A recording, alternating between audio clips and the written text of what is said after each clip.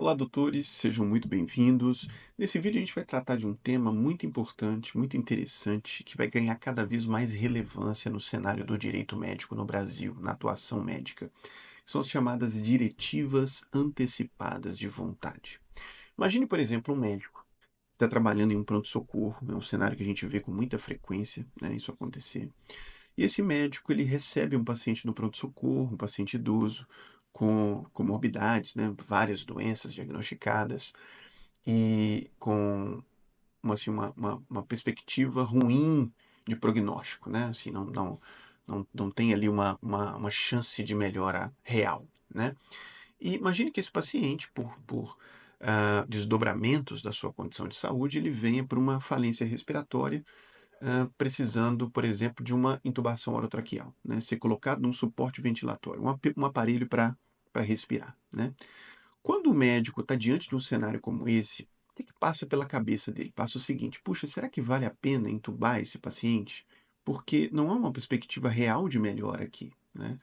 Então, entubar aqui iria ajudar esse paciente? O problema é que essa é uma decisão muito complicada. A nossa cultura, ela não é uma cultura que se prepara para isso, né? Normalmente as pessoas não pensam nesse momento com a antecedência, né?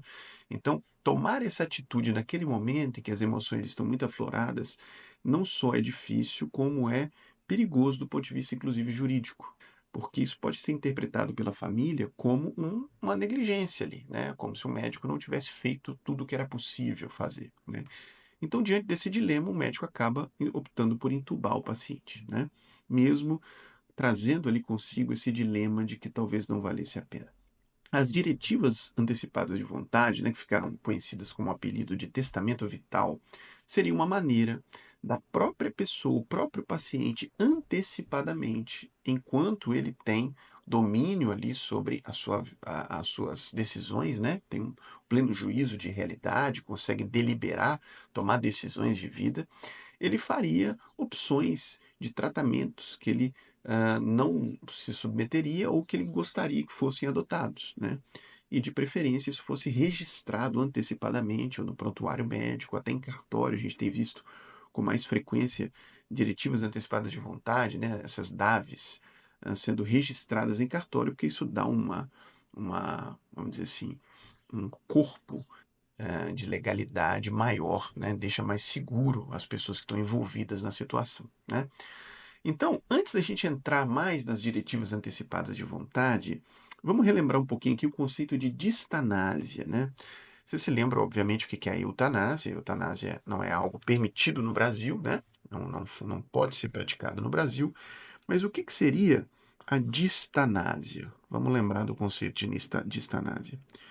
A distanásia, ela seria um prolongamento, né? Um prolongamento da vida, em um cenário em que não há perspectiva real ou razoável de cura ou melhora, gerando sofrimento para o paciente. Isso ninguém quer. O médico não quer isso, a família não quer isso. O problema é que isso daqui não é uma coisa tão simples. Veja bem, o que é perspectiva razoável de melhora? Esse conceito carrega com ele uma subjetividade, concorda?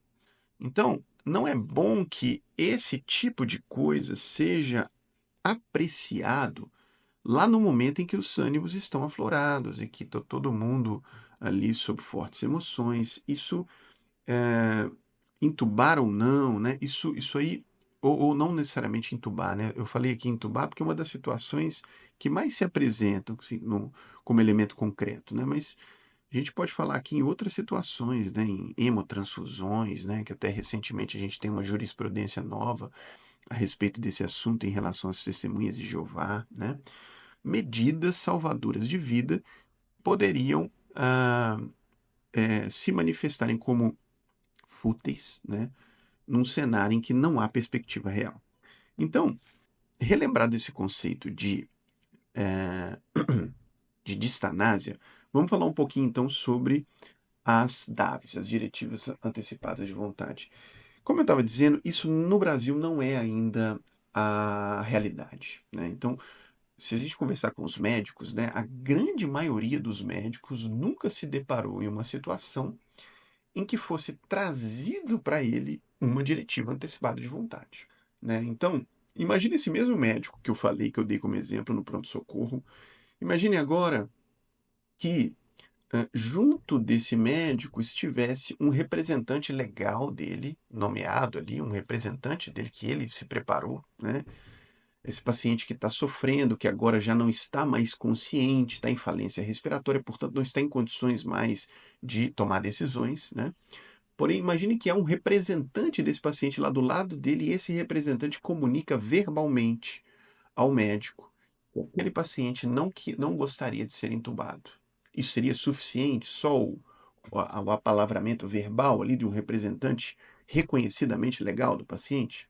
Agora imagine uma outra situação. Imagine a mesma situação, mesmo paciente com doença grave, avançada, evoluindo para uma situação de falibilidade, de falência, né, respiratória, e que agora esse representante legal dele não apenas fala, mas ele traz um documento registrado em cartório em que ali se encontram deliberações acerca, né, deliberações feitas por aquele próprio paciente quando ele estava bem, lúcido, em condições de tomar decisões sobre a própria vida, em que ele manifestadamente ali registra que ele não gostaria de ser entubado se a doença evoluísse para aquela situação.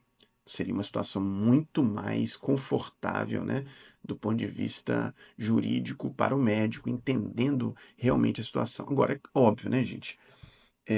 A diretiva antecipada de vontade, ela obviamente não pode passar por cima do próprio Código de Ética Médica, né? A pessoa não pode eh, desejar para a própria vida, né, qualquer coisa. Né? Então, nós estamos falando aqui de algo razoável, né, de alguém que não tem perspectiva de melhora, uma doença notoriamente incurável e que o indivíduo diz que caso aquilo evolua para uma piora, para uma falência, ele não gostaria de ser reanimado.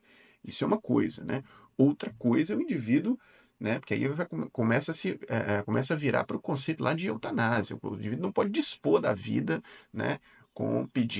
Dizendo que ele deveria ser aplicado algo nele, né? Então não é esse o caso. Então perceba que as DAVs não podem contrariar o Código de Ética Médica. Agora, isso é uma coisa nova, né? Do ponto de vista legal, nós não temos um arcabouço legal que trate desse assunto de uma maneira clara e aprofundada, mas nós temos normativas. Então, por exemplo, a resolução do Conselho Federal de Medicina, resolução 1995 de 2012, ela trata desse assunto. Então, ela normatiza o assunto, né? Claro que ela não tem força de lei, mas ela disciplina a prática médica, né? Ela é capaz de disciplinar a prática médica, é uma normatização. Então, dá uma olhadinha nessa resolução lá e veja como ela trata desse assunto e da possibilidade, inclusive, de registro em prontuário da vontade do paciente, né? Tudo baseado no princípio de autonomia do paciente, no princípio de autonomia. O que rege isso aqui, tudo que nós estamos falando, é o princípio de autonomia, né? Que a pessoa agora ela não tem condições de tomar decisões, mas quando ela tinha, ela deixou isso registrado. Isso nada mais é do que isso, né? O que seria um desafio, considerando essas deliberações éticas, né, esses assuntos éticos? Eles sempre vão cair na questão cultural, né? A ética, ela perpassa também pelos conceitos da cultura, né, onde aquilo está sendo discutido. Então, o que seria um grande desafio da nossa cultura diante de uma DAV, uma diretiva antecipada de verdade? Seria, por exemplo, estou dando um exemplo, tá? Tem vários outros. Um conflito entre, opa, um conflito entre a DAV e a diretiva antecipada de vontade, né, que é a vontade expressa do paciente quando ele tinha condições de fazer isso, né? Crenças da família. Isso é um problema. Isso é um problema. Por quê? Porque na hora da decisão, né, claro, quanto mais bem registrado isso estiver, menos problema, né? Mas eu dei aqui exemplos de situações frágeis, comunicações verbais, notas em prontuário às vezes não tão claras, né? Agora imagine então um cenário em que as coisas não estão claras e há um conflito entre a vontade do paciente, que de alguma maneira foi expressa quando ele tinha condições, e a crença da família. A família, por exemplo, acredita que tem que entubar em toda e qualquer situação, e o paciente não queria que fosse entubado. Será que isso ficou registrado de maneira suficientemente clara e suficientemente legal para que o médico, diante daquele cenário, pudesse tomar uma decisão com a consciência tranquila? Sabe? Então, esse, a meu ver, seria o principal desafio, né? Se você é um colega médico, né, que trabalha com perícias médicas ou de alguma maneira se interessa pelo direito médico, ou se você é um colega, um operador do direito que trabalha com direito médico, deixe seu comentário, interaja com a gente. Eu te convido também a conhecer a nossa página, conhecer o nosso Instagram, né? E até um próximo vídeo, se Deus assim o permitir. Um grande abraço, pessoal.